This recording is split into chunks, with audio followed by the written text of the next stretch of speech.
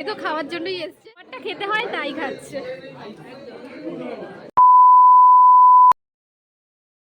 নানা লোকের নানা মত, বিয়ে বাড়ির জমজমাট। তো কেমন সুরে সুর মেলালাম বলো। আর এই সুন্দর লুকটার পিছনের রহস্য কিন্তু এটা হচ্ছে বিহাইন্ড দ্য সিন ছিল, যেটা আমি আগেই আপলোড করে দিয়েছি। তোমরা চাইলে গিয়ে দেখে আসতে পারো। আমি ডিসক্রিপশনের লিঙ্কও দিয়ে দেবো, ফার্স্ট কমেন্টেও আমি লিঙ্ক দিয়ে দেবো। তো সাজগোজ তো অনেক হয়েছে, এবার তাড়াতাড়ি গিয়ে পকোড়া খাওয়ার পালা।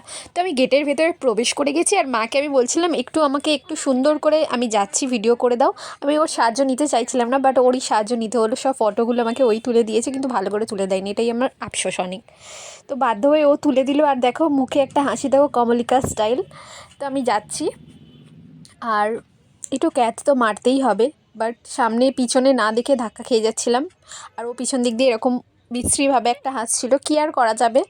তো ফাইনালি ভিতরে প্রবেশ করে গেলাম, আর গণেশ ঠাকুরকে সরি, ওনাকে ভালো করে দেখাতে পারিনি। আর এখান দিয়ে যাওয়ার সময় পাড়ার একজন বলছে, একটা দাদাই, যে এটা মৌনা, চিনতে পারছি না আমি, এত সাজগোজ করেছে।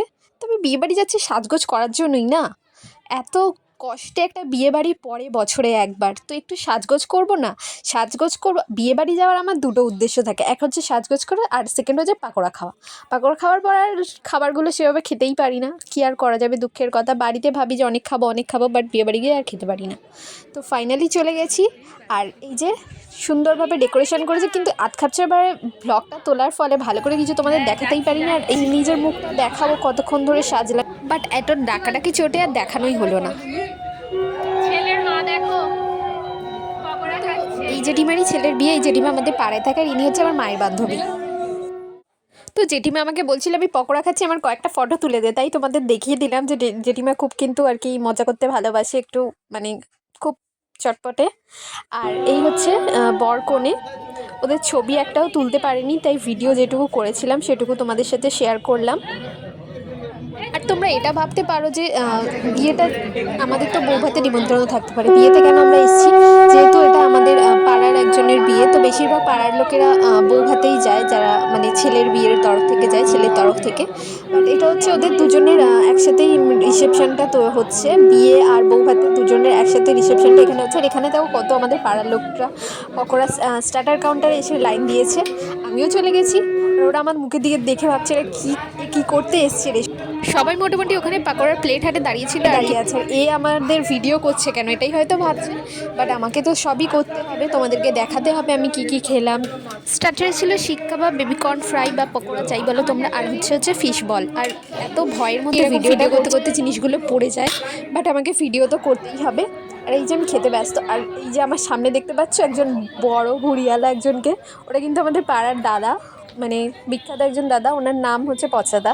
আমি ভিডিও করার সময় খেয়াল করিনি যে ওনার মুখটা আসছিল না, হাফ হাফ এসছে, যদি খেয়াল করতাম আমি পুরোটাই নিতাম।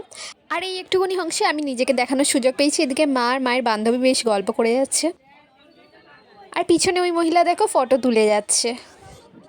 আমারও গ্যালারিতে কম ফটো নেই, আমিও কিন্তু অনেক অনেক ফটো তুলেছি।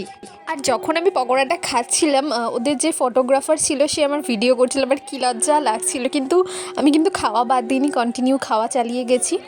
আর এখানে দেখতে পাচ্ছ 7 পাকে বাঁধা পড়ছে, খই পোড়াতে পোড়াতে। আমি জানি না এটা, এই জিনিসটা না আমি কখনো দেখি না। এদের বিয়েটা যেহেতু একটু তাড়াতাড়ি হয়েছে, তাই এই জিনিসটা আমি অল্প করে মানে দেখতে পেলাম।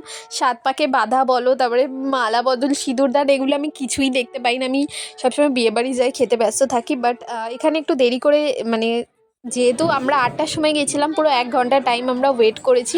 আর 1 ঘন্টা না, প্রায় 2 ঘন্টা একটু এদিক ওদিক ঘুরেছি, ভিডিও করেছি, ফটো তুলেছি, তারপর হচ্ছে খাবারটা খেয়েছি। তো 10টার টাইমে আমরা গিয়েছিলাম, একদম আমাদের প্রপার ডিনার টাইম বাঙালিদের জন্য, ওই টাইমটা গেছি।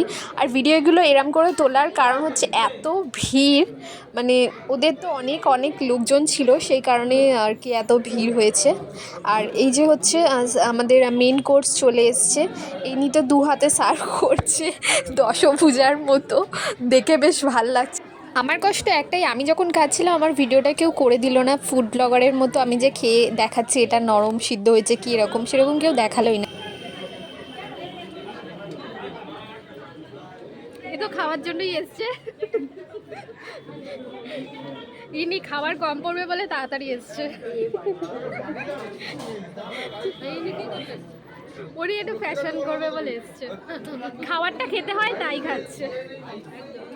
আর এই বিয়েবাড়িতে যাওয়ার জন্য আমার মা যে আমাকে কত তাড়া দিয়েছে কী বলবো, 2-2.5 ঘন্টা যে আমি মেকআপ করতে নিয়েছি, মানে মেকআপ করার জন্য টাইম নিয়েছিলাম, তার মধ্যে আমাকে অনেক তাড়া দিয়েছে। তার মধ্যে কিন্তু আমি ভিডিও বানিয়েছি, মেকআপের ভিডিও বানিয়েছি, প্লাস ভ্লগ ভিডিও বানিয়েছি। আর এখানে হচ্ছে ফিশ কাটলেটটা যা সুন্দর খেতে ছিল, কী কথা, মানে কি বলবো তোমাদের। কিন্তু আমি এক পিসই নিয়েছি, কারণ আমি আর অন্য কিছু খেতে পারবো না সেই কারণে।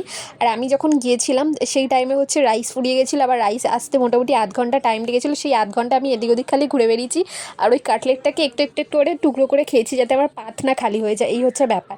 একজন করে 5টা করে কাটলেট নিচ্ছিল। বলো এটা কি মজার ব্যাপার যে একজন 5টা করে নেবে, 2টো নিক 3টে নিক, এত অবধি মানুষ 5টা করে, এটা কি ঠিক?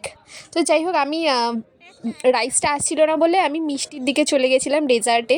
তো একটা মিষ্টি নিয়েছিলাম আর একটা সন্দেশ নিয়েছিলাম। তারপর দেখি ও মা, রাইসটা এসছে। তো সেই কারণে আমি সন্দেশ আর মিষ্টিটা মায়ের কাছে দিয়ে আবার রাইস নিতে চলে এসেছি, যে বিয়েবাড়ি যাবো, একটু যদি রাইস না খাই কীরকম একটা ব্যাপার হবে। সেই কারণে অল্প একটু, জাস্ট হাফ হাতার থেকেও কম রাইস নিয়েছিলাম আমি। আর চিকেন নিয়েছিলাম। আমি বলেছিলাম যে 1 পিস দাও, ওরা বোধহয় মানে 1 পিস কারোর পাতে দিতে পারে না, ওই জন্য 2 পিস দিয়েছিল। 2 পিস দেওয়ার পরেও কিন্তু 1 পিস নষ্ট হয়েছে। সেই জন্য আমি সবসময় মেপে মেপে খাবার নিই, যাতে খাবারটা নষ্ট না যায়। আর এইদিকে দেখো, আমার সামনে দিয়ে সবাই নিয়ে নিচ্ছে, আর আমাকেই কেউ নিতে দিচ্ছে না। আর ভিডিওটা যে কী কষ্ট করে বানিয়েছি সেটা শুধু আমিই জানি। বুফে সিস্টেমে যে কত কষ্ট হয় একজনকে এক হাতে ধরে ভিডিও বানাতে, সেটা আমি ছাড়া আর কেউ জানে না। এই একটুখানি একটা জায়গা পেয়েছিলাম বসার, তো এখানে আমি বসে নিয়েছি আর শান্তি করে একটু খেয়ে নিচ্ছি। তাও শান্তি নেই, আমার মা যেখানে থাকবে আমাকে একটু শান্তি দেবে না। এইটা কর, ওইটা কর, সেটা কর, এখানে বস, ওখানে বস। আমি একটা আইসক্রিমও নিয়েছি, এই বস, এই কর, সেই কর, মাথা পুরো খারাপ করে দিচ্ছে আমার। এরকম আমার মা, কিন্তু আমাকে ভালোবাসে বলেই এত কিছু। যাই হোক, আইসক্রিম নিয়েছি। তো জলটাও কোথায় রাখবো আমি খুঁজে পাচ্ছি না, যে জলটা রেখে একটু ভালোভাবে আইসক্রিম খাওয়ার ভিডিওটা অন্তত ঠিকঠাক থাকে, সেটাও করতে হচ্ছে না। এই যে বাবাকে দেখো, বাবা দাঁড়িয়ে আছে, বাবা কিন্তু বিয়েবাড়ি গিয়ে সবার আগে খেয়ে নেয়। আর এই যে আমি হচ্ছে আইসক্রিম খাচ্ছি, আইসক্রিমটাই খেতে একমাত্র বিয়েবাড়ির মধ্যে ভালো। তো খাওয়া দাওয়া পর্ব শেষের পর আমি বাড়ি চলে এসেছি।